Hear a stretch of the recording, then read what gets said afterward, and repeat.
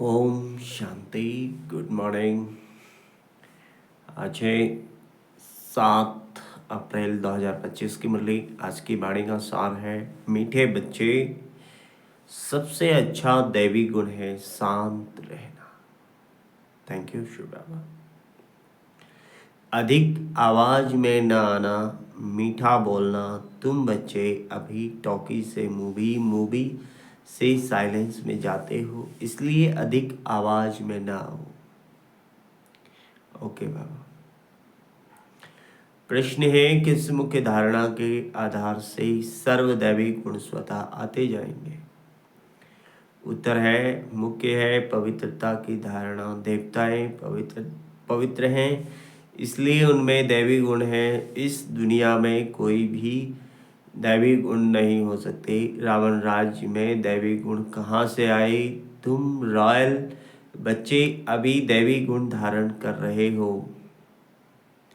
गीत है, भोलानाथ से निराला कोई और नहीं, सबकी बिगड़ी बनाने वाला कोई और नहीं।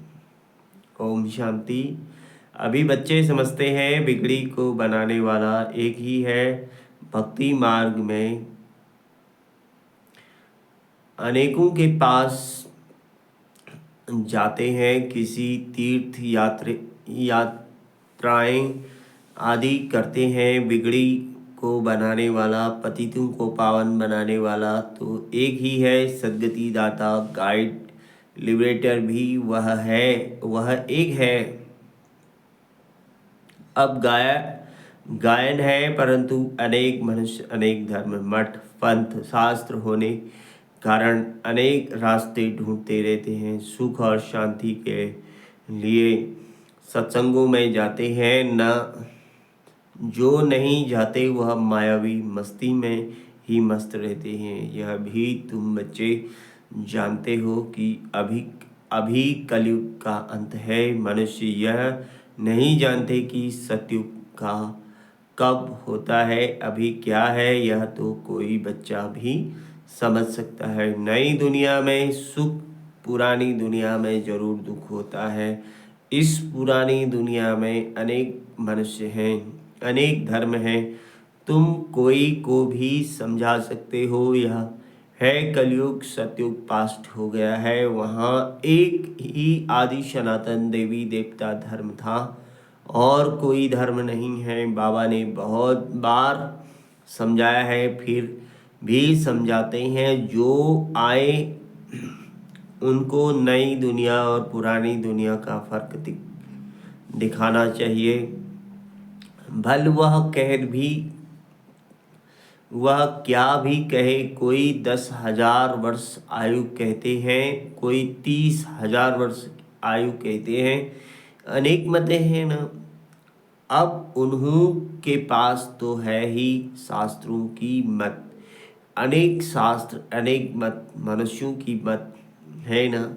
शास्त्र की भी लिखते तो मनुष्य है ना। देवताएं कोई शास्त्र नहीं लिखते। सतयुग में देवी देवता धर्म होता है, उन्हों को मनुष्य भी नहीं कहा जा सकता है। तो जब कोई मित्र संबंधी आदि मिलते हैं तो उनको बैठ यह सुनाना चाहिए। विचार की बात है, नई दुनिया में कितने थोड़े मनुष्य होते हैं। पुरानी दुनिया में कितनी वृद्धि होती है। सतयुग में सिर्फ एक देवता धर्म था, मनुष्य भी थोड़े थे। दैवी गुण होते ही हैं देवताओं में, मनुष्यों में नहीं होते हैं। तब तो मनुष्य जाकर देवताओं के आगे नमस्ते करते हैं ना। देवताओं की महिमा गाते हैं, जानते हैं वह स्वर्गवासी हैं, हम नरकवासी कलयुग वासी हैं। मनुष्य में दैवी गुण हो न सके। कोई कहे फलाने में बहुत अच्छे दैवी गुण हैं, बोलो नहीं, दैवी गुण होते ही हैं देवताओं में, क्योंकि वह पवित्र है। यहाँ पवित्र न होने कारण कोई में दैवी गुण हो न सके, क्योंकि आसुरी रावण राज्य है ना। नई झाड़ में दैवी गुण वाले देवताएं रहते हैं, फिर झाड़ पुराना होता है, रावण राज्य में दैवी गुण वाले हो न सके। सतयुग में आदि सनातन देवी देवताओं का प्रवृत्ति मार्ग था। प्रवृत्ति मार्ग वालों की ही महिमा गाई हुई है। सतयुग में हम पवित्र देवी देवता थे। संन्यास मार्ग था नहीं। कितनी पॉइंट्स मिलती है परंतु सभी पॉइंट्स किसकी बुद्धि में रह न सके। पॉइंट्स भूल जाती है, इसलिए फेल होते हैं। दैवी गुण धारण नहीं करते हैं।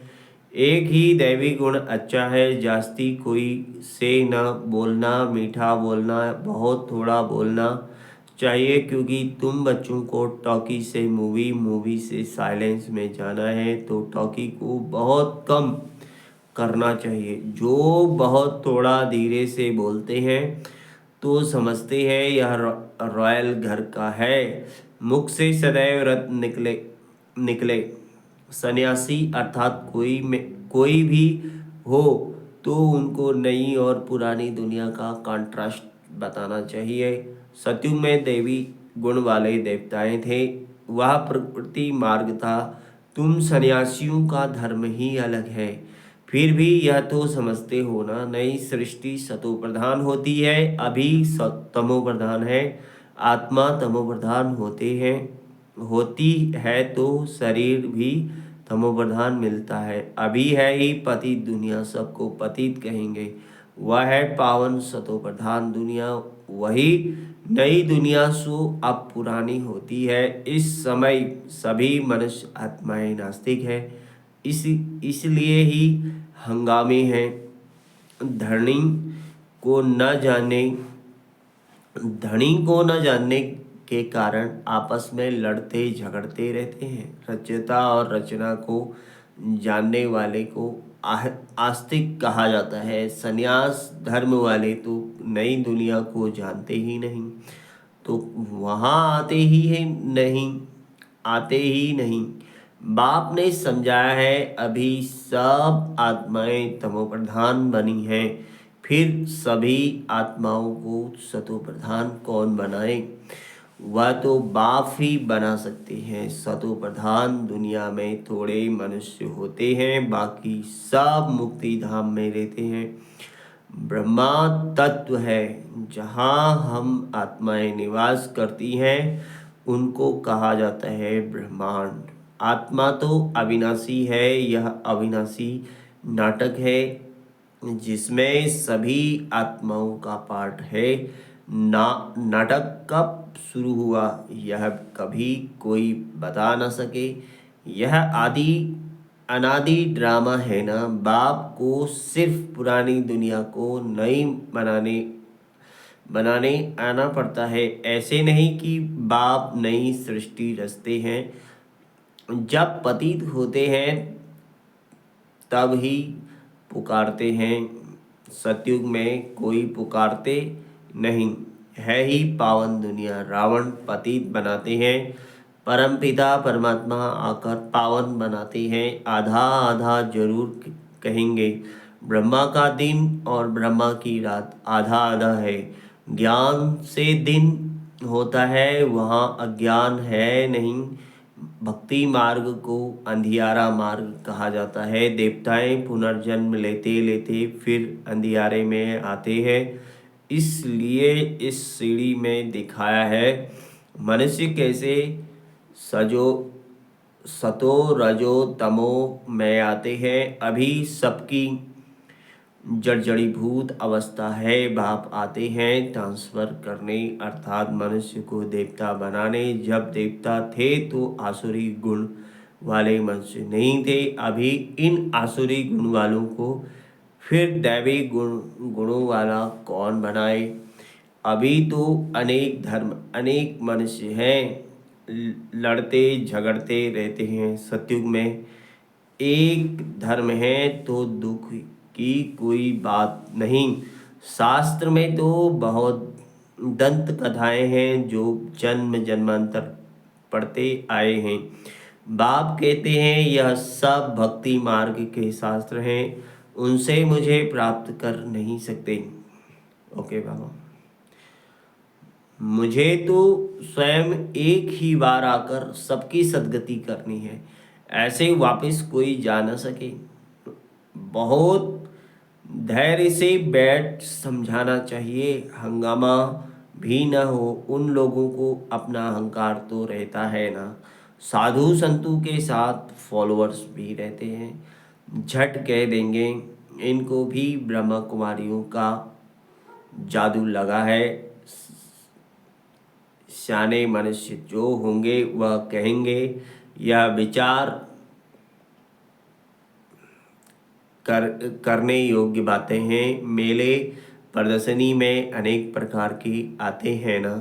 प्रदर्शनी आदि में कोई भी आए तो उसे बड़े धैर्य से समझाना चाहिए, जैसे बाबा धीरज से समझा रहे हैं। बहुत जोर से बोलना नहीं चाहिए। प्रदर्शनी में तो बहुत इकट्ठे हो जाते हैं ना। फिर कह देना चाहिए आप कुछ टाइम देकर एकांत में जाकर समझेंगे तो आपको रचयिता और रचना का राज समझाएंगे। रचना के आदि मध्य अंत का ज्ञान रचयिता बाप ही समझाते हैं। बाकी तो सब नेति नेति ही कर करके जाते हैं। कोई भी मनुष्य जा न सके। ज्ञान से सद्गति हो जाती है, फिर ज्ञान की दरकार नहीं होती। यह नॉलेज सिवाय बाप के कोई समझा ना सके। समझाने वाला कोई बुजुर्ग होगा तो मनुष्य समझेंगे। यह भी अनुभवी है, जरूर सत्संग आदि किया होगा। कोई बच्चे समझाएंगे तो कहेंगे यह क्या जाने। तो ऐसे ऐसे को बुजुर्ग का असर पड़ जा सकता है। बाप एक ही बार आकर यह नॉलेज समझाते हैं। तमो प्रधान से सतो प्रधान बनाते हैं। माताएं बैठ उनको समझाएंगी तो खुश होंगे। बोलो ज्ञान सागर बाप ने ज्ञान का कलश हम माताओं को दिया है, जो हम फिर औरों को देते हैं। बहुत नम्रता से बोलते रहना है। शिव ही ज्ञान का सागर है, तो हमको ज्ञान सुनाते हैं। कहते हैं मैं तुम माताओं द्वारा मुक्ति जीवन मुक्ति के गेट्स खोलता हूँ और कोई खोल न सके। हम अभी परमात्मा द्वारा पढ़ रहे हैं, हमको कोई मनुष्य नहीं पढ़ाते हैं। ज्ञान का सागर एक ही परमपिता परमात्मा है। तुम सब भक्ति के सागर हो। भक्ति की अथॉरिटी हो, ना कि ज्ञान की। ज्ञान की अथॉरिटी एक मैं ही हूँ। महिमा भी एक ही करते हैं, वही ऊंच ते ऊंच है। हम उनको ही मानते हैं। वह हमको ब्रह्मा तन से पढ़ाते हैं, इसलिए ब्रह्मा कुमार कुमारियाँ गाए हुए हैं। ऐसे बहुत मीठे रूप में बैठ जाओ, समझाओ। भल कितना भी पढ़ा हुआ हो, ढेर प्रश्न करते हैं। पहले पहले तो बाप पर भी निश्चय कराना है। पहले तुम यह समझो रचता बाप है व नहीं। अभी का परिचय एक ही शिव बाबा है, वही ज्ञान का सागर है।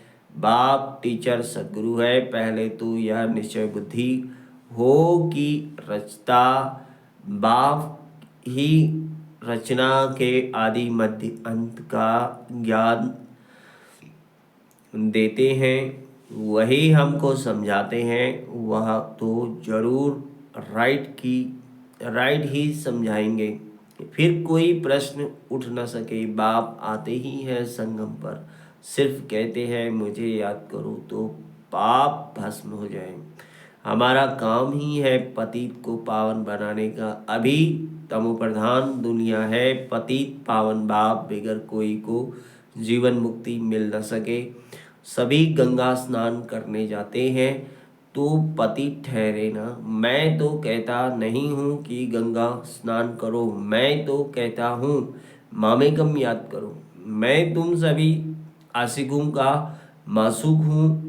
सभी एक मासूक को याद करते हैं। रचना का क्रिएटर एक ही बाप है। वह कहते हैं देही अभिमानी मन मुझे याद करो तो इस योग अग्नि से विकार में विनाश होंगे। यह योग बाप अभी ही सिखलाते हैं, जबकि पुरानी दुनिया बदल रही है।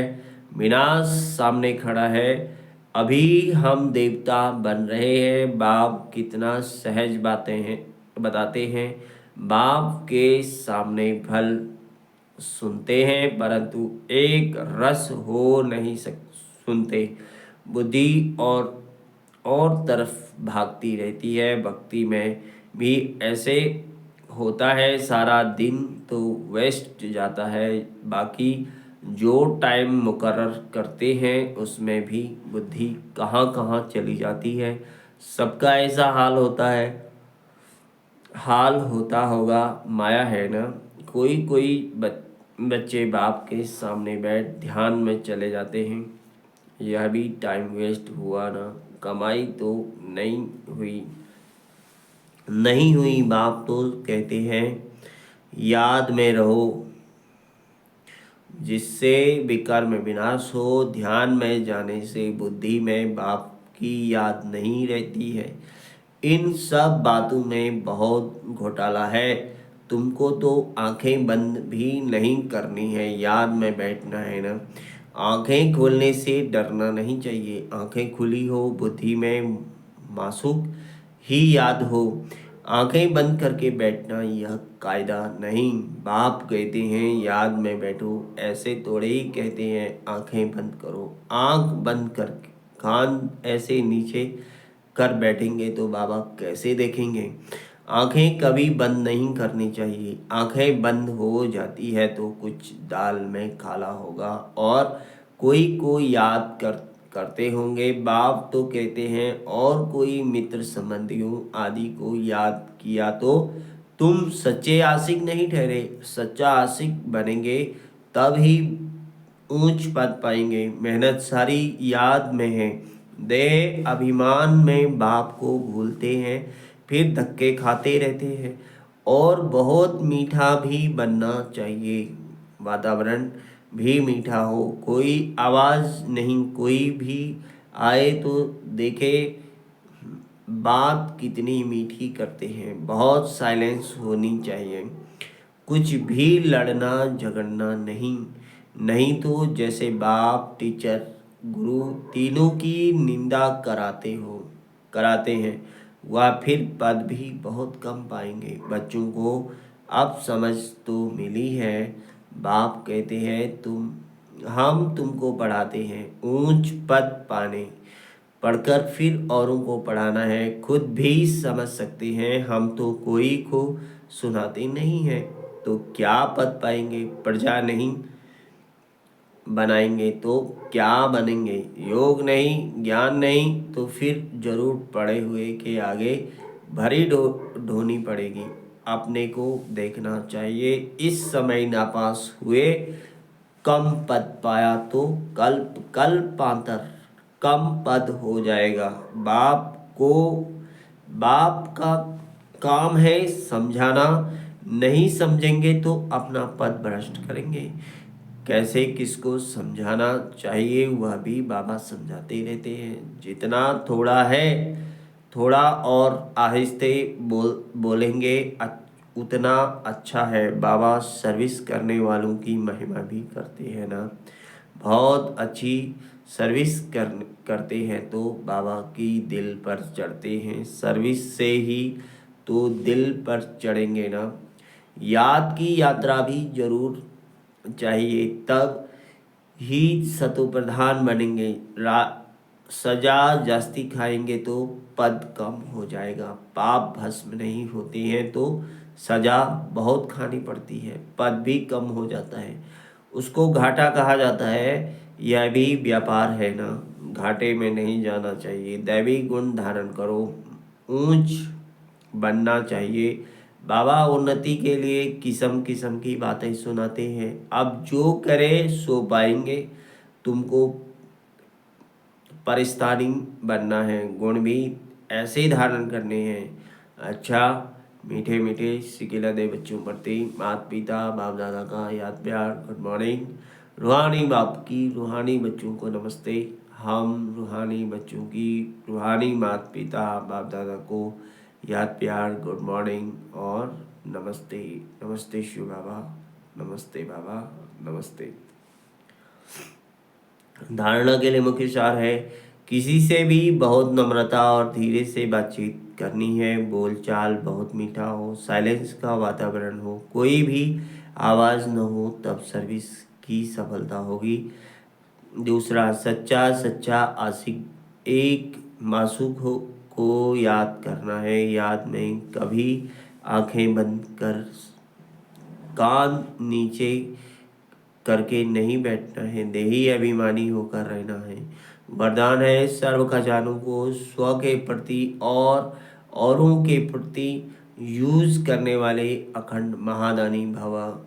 जैसे बाप का भंडारा सदा चलता रहता है, रोज देते हैं, ऐसे आपका भी अखंड लंगर चलता रहे, क्योंकि आपके पास ज्ञान का, शक्तियों का, खुशियों का भरपूर भंडारा है। नशे इसे साथ में रखने व यूज़ करने में कोई भी खतरा नहीं। यह भंडारा खुला होगा तो चारों चोर नहीं आएगा, बंद रखेंगे तो चोर आएंगे। इसलिए रोज अपने मिले हुए खजानों को देखो और स्वयं के प्रति और औरों के प्रति यूज करो तो अखंड महादानी बन जाएंगे। स्लोगन है, सुने हुए को मनन करो, मनन करने से ही शक्तिशाली बनेंगे। ओम शांति। शुक्रिया मीठा बाबा, शुक्रिया। शुक्रिया बाबा, प्यारा बाबा, शुक्रिया। थैंक यू मीठा बाबा।